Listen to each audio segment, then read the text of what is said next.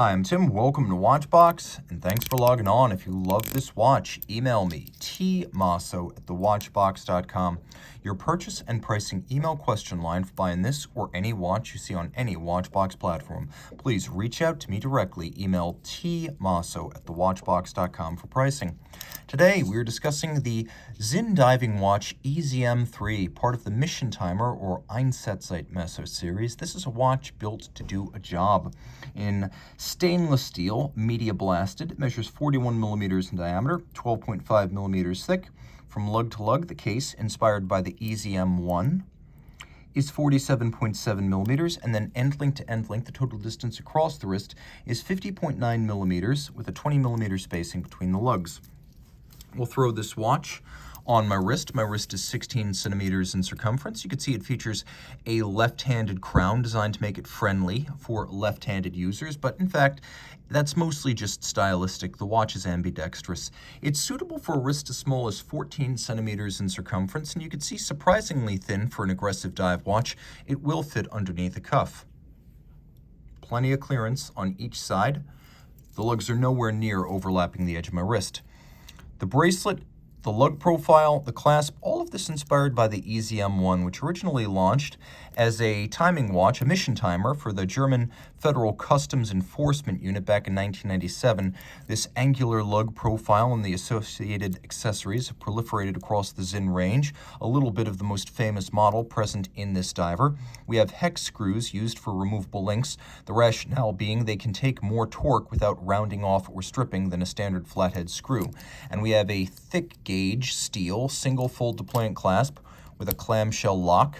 Pop it open. We'll take a look inside. You can see that there is a fold out dive extension, and then there are 3 divots which use a spring bar, and you can use your strap tool to move that spring bar, change the anchoring point of the bracelet in the clasp to fine tune the size, and there are more removable links on this side. All media blasted, has a soft finish, slightly pebbly profile, as this is media blasted, not brushed and not polished. It does a good job of obscuring any marks that this tool-style watch may, and probably will, in fact, accumulate over the years of use. It's designed to play hard. That's why from the factory the case is filled with nitrogen and a copper sulfate capsule is inserted into the flank. So the other side of this little capsule is exposed to the interior, and though you do see AR at the base of the dial, that's where this system started with argon, but now the inert gas that's used to fill the case and displace moisture and dust upon final assembly, that is nitrogen inside, and we have this little capsule that will slowly turn blue as it absorbs any additional or subsequent moisture that may intrude into the case during the course of use. When it turns bright blue, that's when Sinn will swap out that little capsule for a new one, starting the process over. This watch can actively dehumidify itself. The 60-click bezel has excellent action. The knurling is sharp and easy to grip, even if your sweats are particularly severe and your hands are particularly clammy or gloved. You'll have no trouble manipulating the bezel when you're using the watch. Now line up the bezel pearl, by the way the insert is anodized aluminum, with the minute hand here, and you'll see just how abundantly luminescent this watch really is. They've even loomed the seconds hand, which should be standard on every dive watch, but for some mystifying reason is not. This is a watch that will still be glowing 6, 10, even 12 hours after its last exposure to sunlight.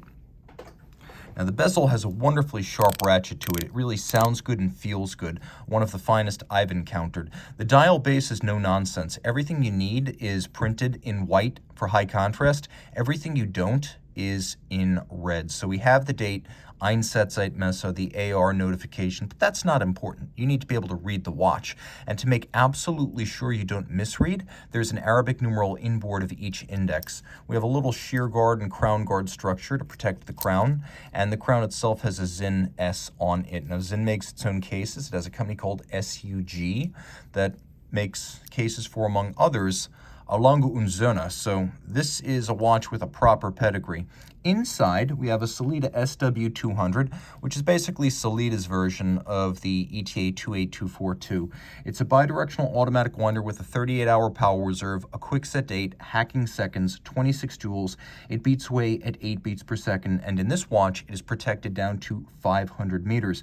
The watch is also secured against extreme temperatures, such as minus 45 degrees and plus 80 degrees Celsius. There's more. You also get 80,000 ampere per meter or 1,000 Gauss, Mittelgauss, of anti-magnetic resistance, so this mission timer is extremely resilient.